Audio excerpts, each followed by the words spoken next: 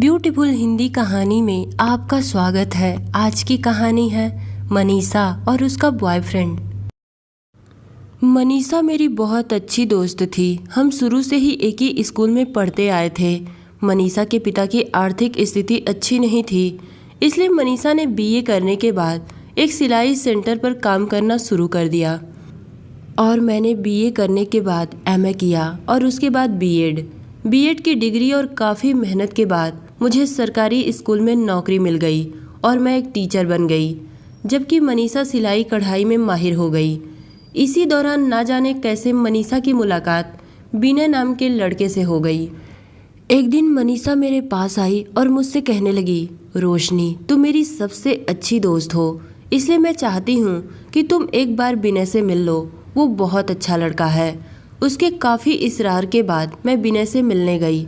मैं विनय से इसलिए मिलने गई कि कहीं मनीषा किसी गलत इंसान के हाथ में ना आ जाए, वरना विनय से मिलने का मेरा कोई इरादा नहीं था। विनय दिखने में तो बहुत खूबसूरत था, मगर वो आवारा सा लगता था। जब मैंने उससे बात की तो वो मुझे बिल्कुल अच्छा नहीं लगा। अजीब बातें करता था और रास्ते में हर आई जाई लड़की को ललचाई नज़रों से देखता। उसका ये रवैया मुझे बिल्कुल अच्छा नहीं लगा।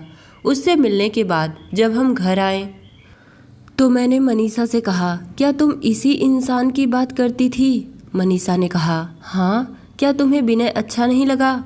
मैंने कहा, मनीषा देखो, तुम मेरी बहुत अच्छी सहेली हो, इसलिए मैं तुमसे साफ साफ कहना चाहती हूँ, ताकि तुम किसी गलत इंसान के हाथ में ना आ जाओ। सच कहूँ तो विनय मुझे बिल्कुल अच्छा नहीं लगा। वो मुझे बहुत आवारा लगा। हर आती जाती लड़की को वो गंदी नज़रों से देख रहा था।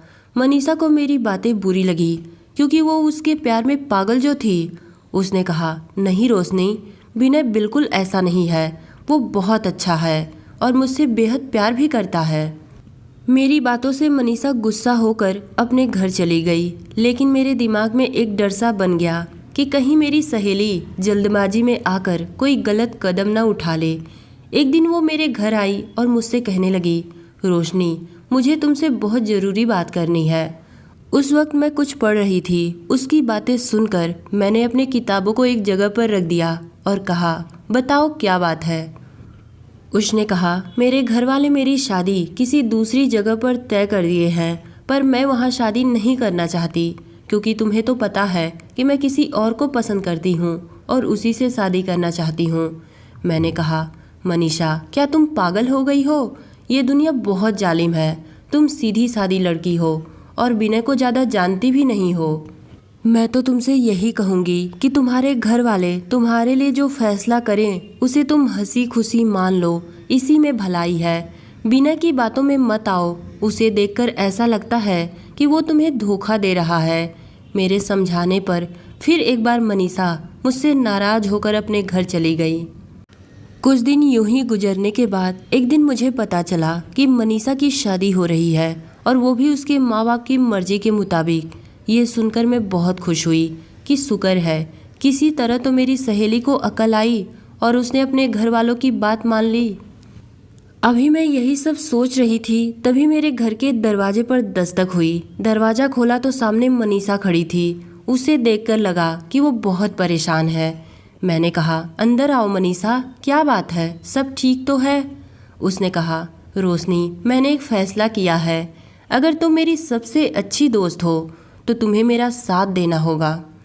मैंने कहा, कुछ बताओ तो सही कि तुमने फ़ैसला क्या किया है? उसने कहा, रोशनी मुझे विनय के अलावा और किसी से भी शादी नहीं करनी, क्योंकि उसके बिना मैं नहीं जी सकती। और हम दोनों ने ये फैसला किया है कि हम लोग एक मंदिर में जाकर शादी कर लेंगे और इस शादी में तुम्हें मेरी मदद करनी होगी। मनीषा तुम अपने घर वालों को एक बार ये बात बता क्यों नहीं देती? शायद उन लोग मान जाए और तुम दोनों की शादी सबकी सहमति से हो जाए। उसने कहा, नहीं, मेरे घर वाले मेरी पसंद की शादी करने के लिए कभी राजी नहीं होंगे, इसलिए मैं चाहती हूँ कि अब तुम मेरा साथ दो। नहीं मनीषा, तुम्हारे बूढ़े माँ बाप इस सदमे को कैसे बर्दाश्त कर पाएंगे? और तुम्हें अपनी बदनामी की कोई परवाह नहीं। एक बात कान खोलकर सुन लो, इस मामले में मैं तुम्हारा साथ बिल्कुल नहीं दूंगी और तुम अभी और इसी वक्त यहाँ से चले जाओ, क्योंकि मुझे तुम्हें जितना समझाना था मैंने समझा लिया। अब तुम्हें समझाना मेरे बस की बात नहीं। उसे मेरे समझाने का कोई फर्क नहीं पड़ा। जब उसे लगा कि इस मामले में मैं उसकी कोई मदद नहीं करूंगी तो वो मेरे घर से चली गई। उसके जाने के काफ़ी देर तक मेरे दिमाग में उसकी बातें गूंज रही थी। यही सब सोचते विचारते कब शाम हो गई पता नहीं चला। मैंने देखा मनीषा की माँ मेरे घर पर आई और मुझसे पूछने लगी, रोशनी बेटी, क्या तुम्हें पता है कि मनीषा कहाँ पर है? वो सुबह से गई है और शाम होने को है, पर अभी तक वापस घर नहीं आई। आंटी की बातें सुनकर मेरे दिल की धड़कनें तेज हो गई। मैं समझ गई कि मनीषा जो सोच रही थी वो कर गुजरी। मैंने कपकपाते लफ्जों में कहा, आंटी, वो मनीषा। उन्होंने कहा, क्या हुआ बेटी, क्या हुआ मनीषा को? उन्होंने बेसब्री से मुझसे पूछा। आंटी की हालत देखकर मेरे मुंह से आवाज़ तक नहीं निकल रही थी, पर फिर भी मैंने हिम्मत करके उन्हें सारी बात बता दी कि आंटी, वो एक विनय नाम के लड़के से प्यार करती थी और शादी भी उसी से करना चाहती थी। शायद उसी के साथ वो आप लोगों को छोड़कर हमेशा हमेशा के लिए चली गई। मेरे मुंह से ये सब सुनते ही जैसे लग रहा था कि आंटी पर बिजली गिर गई हो। वो बेसुध होकर जमीन पर बैठ गईं। मैंने और मेरी माँ ने उन्हें उठाया और सोफे पर बिठाया और पानी पिलाया। मेरी माँ ने उन्हें बहुत तसल्ली देने की कोशिश की, पर फिर भी उनकी आंखों से आंसू रुकने के नाम नहीं ले रहे थे। बहुत समझाने बुझाने के बाद हमने किसी तरह उन्हें उनके घर छोड़ दिया। जब मनीषा के पिता को मनीषा की ये करतूत पता चली तो वो ये सदमा बर्दाश्त नहीं कर पाए और उन्हें हार्ट अटैक आया। 3 से 4 दिन अस्पताल में रहने के बाद उन्होंने दम तोड़ दिया। ये सब देखकर मैंने सोचा, क्या मनीषा वाकई में इतनी खुदगर्ज थी कि एक शख्स की खातिर जान से ज़्यादा प्यार करने वाले माँ बाप को उसने छोड़ दिया? धीरे धीरे करके इस वाकया को 1 साल गुजरने को थे। मेरी मनीषा से कोई मुलाकात नहीं हुई। वो ना जाने किस दुनिया में चली गई थी। मैंने दिल से उसे नहीं भुलाया था। मुझे हर पल उसकी फिक्र रहती कि वो जहाँ भी हो खुश हो। एक दिन मैं स्कूल में बच्चों को पढ़ा रही थी, तभी स्कूल के चपरासी ने मुझे बताया कि आपसे कोई मिलने आया है। अपना नाम मनीषा बता रही हैं। मनीषा नाम सुनते ही मैं बदहवास सी खड़ी हो गई और चपरासी का मुंह देखने लगी। उसने कहा, क्या हुआ मैडम? मैंने कहा, कोई बात नहीं, उन्हें मेरे पास भेज दो। मनीषा जब मेरे पास आई तो मुझे देखते ही मेरे गले लगकर फूट फूट कर रोने लगी और रोते हुए कहने लगी, रोशनी, मुझे माफ़ कर दो। उस वक्त मैंने तुम्हारी बातें नहीं मानी। तुम मेरी सबसे अच्छी सहेली हो, इसलिए मैं तुम्हारे पास आई हूँ। मुझे तुम्हारे सहारे की ज़रूरत है। उसकी बातें सुनकर मैंने उससे कहा, किस मुंह से माफ़ी मांगने आई हो? तुमने मेरा और अपने घर वालों का एक बार भी मान रखा? मेरा ना सही, पर अपने घर वालों के बारे में तो एक बार सोच लिया होता। खबर भी है तुम्हें कि तुम्हारे जाने के बाद तुम्हारे घर वालों पर क्या बीती है? मेरी इस बात पर वो मुझसे कहने लगी, मुझे माफ़ कर दो रोशनी, विनय ने मुझे धोखा दिया। तुम ठीक कहती थी कि वो एक नंबर का आवारा निकम्मा था, पर मैंने उस वक्त तुम्हारी एक न सुनी और उसके प्यार में अंधी होकर अपना सब कुछ छोड़ छाड़ कर उसके साथ भाग गई। उसकी ये हालत देखकर मैंने उससे पूछा, क्या तुम बताओगी कि आखिर तुम्हारे साथ ऐसा क्या हुआ कि तुम इस हालत में मेरे पास आई हो? उसने बताया, जिस दिन मैं घर छोड़कर विनय के साथ भागी थी, उस दिन मैंने अपनी माँ को बताया कि मैं रोशनी के साथ बाजार जा रही हूँ। तुम्हें याद होगा कि उस दिन मैं तुम्हारे पास आई थी कि तुम मेरे और विनय के शादी में मेरा साथ दोगी, पर उस वक्त तुमने मुझे सही रास्ता दिखाते हुए मुझे बहुत समझाया था, पर मैंने तुम्हारी एक न सुनी और जब तुमने मेरा साथ नहीं दिया तो तुमसे नाराज़ होकर उसी दिन मैं विनय के साथ भाग गई। विनय मुझे रेलवे स्टेशन ले गया और उसने तत्काल की टिकट ली। हम दोनों मुंबई के लिए रवाना हो गए। मुझे लगा था कि मुंबई जाने के बाद विनय मुझसे शादी कर मेरी ज़िंदगी को खुशियों से भर देगा, पर ऐसा कुछ नहीं हुआ। उसे तो सिर्फ मुझे पाने की ललक थी। विनय मुझे अपने दोस्त के घर में रखा था। विनय के साथ कुछ दिन यूं ही गुजर गए। एक दिन मैंने उससे पूछा, विनय, बिना शादी के हम कब तक यूं रहेंगे? तुम मुझसे शादी कब कर रहे हो? शादी का नाम सुनते ही वो कोई बहाना बनाकर इधर उधर टाल देता। मैं तो उसके प्यार में पागल थी ही, इसलिए बिना जाने समझे उसकी सारी बातों पर विश्वास करती जा रही थी। एक दिन की बात है, विनय किसी काम से बाहर गया हुआ था। तभी जिस घर में मैं रहती थी उस घर के दरवाजे पर दस्तक हुई। जब मैंने दरवाज़ा खोला तो सामने एक आदमी था। उसने अपना नाम आशुतोष बताया। उसने कहा, मैं विनय का दोस्त हूँ और तुम्हें कुछ बताना चाहता हूँ। आशुतोष ने जो मुझे बताया उसे सुनकर तो मेरे पैरों तले से जमीन खिसक गई। उसने कहा, मनीषा, शायद तुम्हें पता नहीं है कि विनय पहले से शादीशुदा है और 2 बच्चों का बाप है। वो तुम्हें धोखा दे रहा है। आशुतोष के मुंह से ये सब सुनकर मैंने कपकपाते शब्दों में कहा, नहीं, ऐसा नहीं हो सकता। विनय मेरे साथ ऐसा नहीं कर सकता। उसने कहा, मनीषा, तुम बहुत भोली हो, पर सच्चाई यही है। तुम्हें सच्चाई स्वीकार करनी होगी, नहीं तो कल को विनय तुम्हारे साथ क्या करेगा इसका कोई अंदाजा नहीं।